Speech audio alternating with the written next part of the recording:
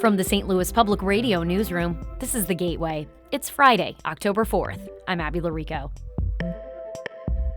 Belleville East and Belleville West just wrapped up their first regular season of girls flag football. It's been a journey. It's been a long journey in such a short period of time.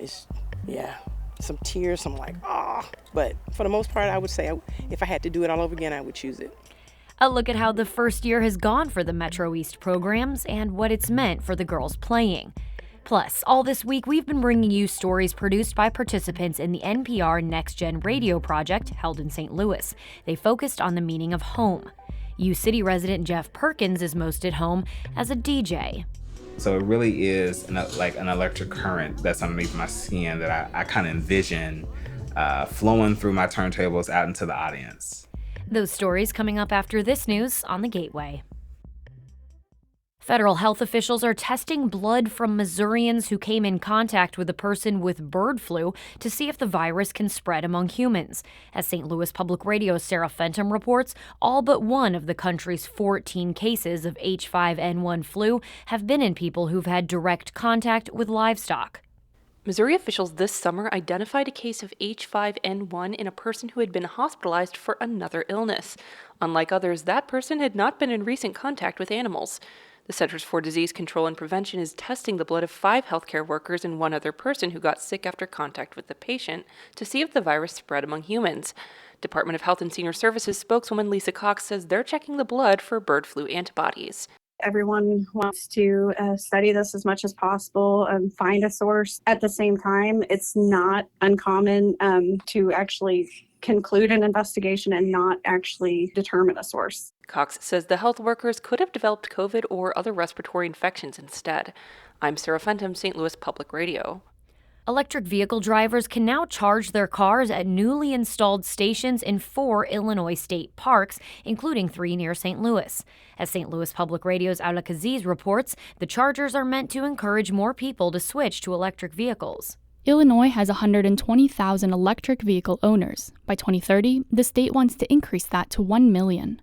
Lisa Clement-Stott is with the Illinois Department of Commerce and Economic Opportunity. She says a lack of charging stations is a big reason preventing more drivers from choosing electric cars. Charging fear is real. Range anxiety is real. But here in Illinois, we're continuously working to ensure this will soon be a concern of the past. The newly installed chargers were donated by EV Box, an electric vehicle charger manufacturer based in Illinois.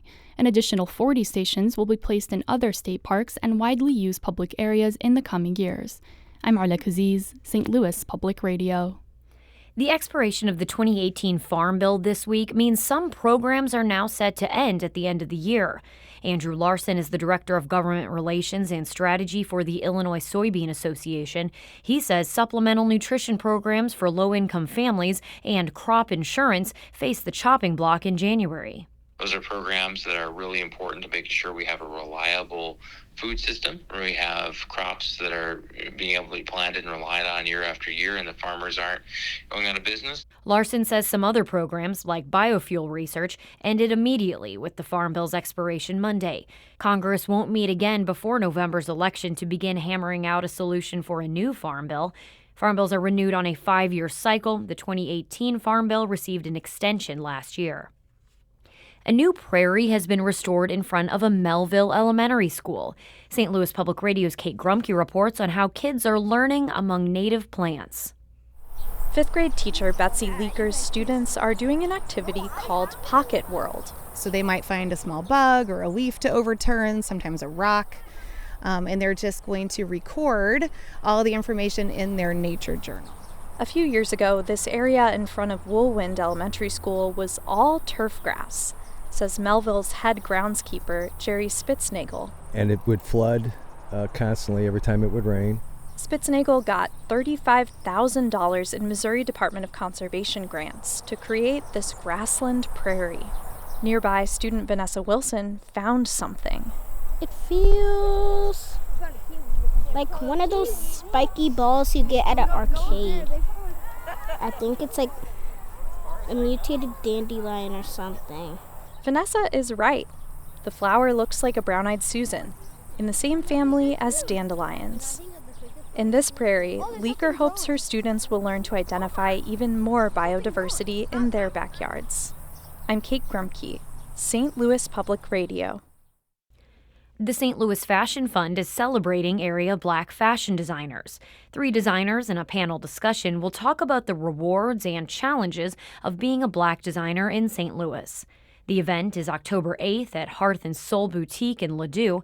St. Louis Public Radio's Andrea Henderson reports.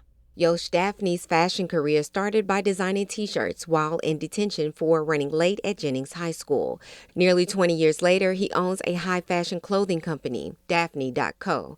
He'll speak about his experiences in the industry along with Brandon Vaughn and Teresa Wangia at the Fashion Fund's event next week. Daphne says as an emerging Black designer, he struggles to find different networks to help keep production costs low while scaling up his brand. In comparison to like a city like New York or even Chicago, we just don't have a big network when it comes to like manufacturers. Daphne says Black designers also need financial support from investors to help sustain their companies for years to come. I'm Andrea Henderson, St. Louis Public Radio.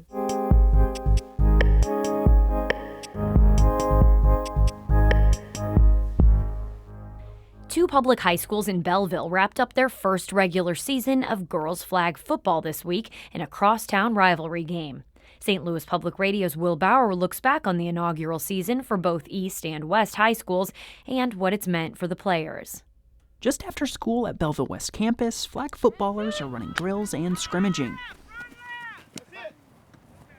When senior captain Lily Capel first heard West would have a team, she says she was ecstatic. I just think it's amazing that the girls have this, not the exact same opportunity as the boys, but almost so close, where boys get treated different than girls. They have way more advantages, I think, than us.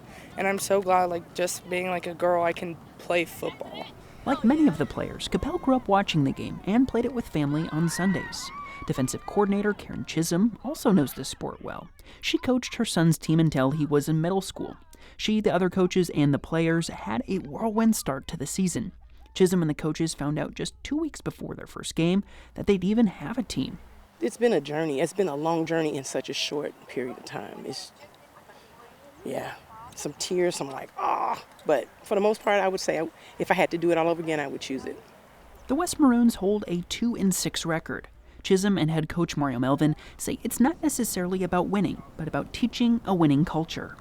To see these young ladies be a part of history, grabbing one flag at a time, has been super. And we just hope that other schools in the area and the conference and in the district, come aboard so that it can be great. Run it again. Apple, apple, apple. Over at Belleville East, it's dusk. Let's go. Gotta catch the easy ones, ladies. We gotta be able Players are sneaking in a quick practice before tomorrow's big game. The Lancers hold a 10-3 record. East head coach Doug Zergel is preparing his second football team for the big game. He's also an assistant coach on the boys football team. Zergel says girls flag football is just a smart move to grow the sport. In the moment, they probably don't realize what a trendsetters they all are. But I think it'll look back and go, do you remember when flag football got started? Because I do think 3, 4 years, 5 years, it will become a part of the fall like everything else is. Since there are no other local teams this year, the only home games East and West have played have been to open and close the regular season against each other. Nearly 96% of the schools that have girls flag football are in northern Illinois, mostly around Chicago. For East senior captains Anissa Wilson and Aaliyah Anderson, it's nice to end the season with a rival school, though. They're ready for the game. They opened their season with a 29-8 win over West. We're going to get them twice. Yes. Gotta stay humble. Yes, 100%. Stay humble. Whoever deserves it most, yep. Queen of the field. And that brings us to Wednesday Night Lights. Pre-game warm-ups start with some Metallica. And of course, some more traditional music.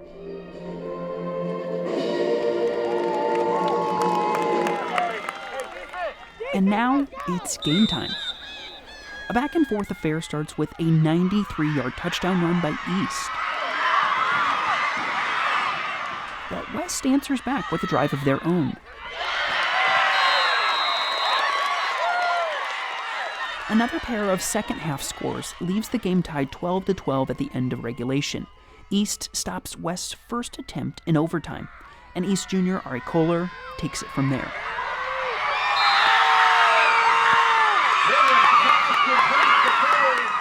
Kohler locks off the game with a 5-yard extra point conversion to seal the rivalry. Once I got that ball, I knew I was going because I saw an opening. I'm like, okay, I'm going to go straight for that back corner. And the West coaches say while, of course, they didn't want to lose, they're glad their team went down fighting. But just because the regular season is over doesn't mean they're done. Up next for both the Maroons and the Lancers are the playoffs, starting next week. In Belleville, I'm Will Bauer, St. Louis Public Radio.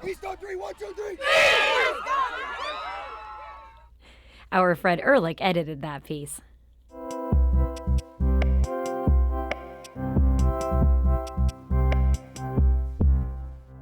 Last week, St. Louis Public Radio hosted NPR's Next Gen Radio, a program dedicated to finding, coaching, and training public media's next generation. 5 emerging journalists spent an intensive week producing stories related to the meaning of home, and we're airing them this week. For as long as Jeff Perkins can remember, he's always been known as the music guy. 4 years ago, Perkins took his love for all things music and channeled it into a new hobby, DJing. When he moved to St. Louis, he continued to develop his craft and style and discovered that music is home no matter where he put down roots.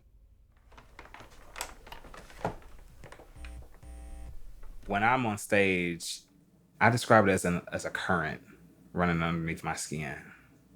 Yeah, I'm activated. I'm ready to perform. It's an energy I feel. DJ PB and Jeffy in the mix. Hey there, I'm Jeff Perkins. I'm 33 years old, from Kansas City, Missouri, born and raised, but I live in St. Louis, Missouri, specifically the University City neighborhood. I'm a DJ known as DJ PB and Jeffy. Music has always had a place in my life. I really can't remember a time where music wasn't present. Like, as soon as I probably became cognizant of music, it was always in my life. I grew up with my mom and my grandmother. They both raised me. So it was a family home. I have 4 aunts. They would all leave their records in my granny's house. I grew up with my mom playing Mary J. Blige, Toni Braxton, Tupac, Notorious B.I.G. I would just be constantly downstairs in the basement listening to music. I'd be dancing, just in my own world. And for me, that was my space in home to just explore what it meant to be creative, even as a very, young person. So I was always surrounded by the physical presence of music, but also to just the sound of music itself too.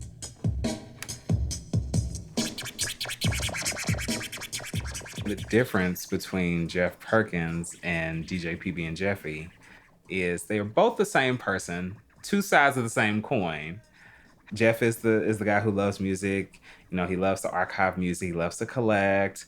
He has so many different interests. But when I am DJ PB and Jeffy on that stage, I'm coming to have a good time, and I'm gonna make you have a good time. So it really is an electric current that's underneath my skin that I kind of envision flowing through my turntables out into the audience. As someone who's not from St. Louis and not familiar with any of the DJs here, I have been pleasantly surprised by how embraced I have become here. And I'm so very grateful to it every single day.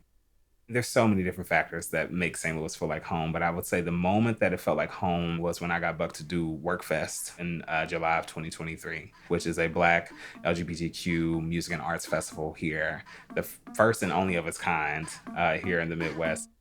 Move out the way. I'm with my girls and we all need space.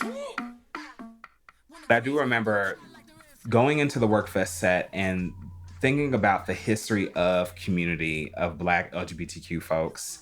So I immediately thought of, I'm gonna play house. I wanted people to know this music, this genre has a rich history in our community. And this is something we have always danced to and just felt free. As someone who really believes in the power of affirmation, something I always say to myself before every gig is that I'm a great DJ now and in the making. And that for me is recognizing my greatness in the present, but also to recognizing how much more great I'm going to become. I consider myself a big dreamer, and I'm going to continue to go after those big opportunities that scare me, because I believe that what I see for myself and what I desire for my life are bigger stages. But for now, something that I am focused on in terms of what's next is just continuing to just hone my craft and continuing to just build a sense of community around me and really just share all of this creativity with people because it really is just something so special. I can't have a home without music.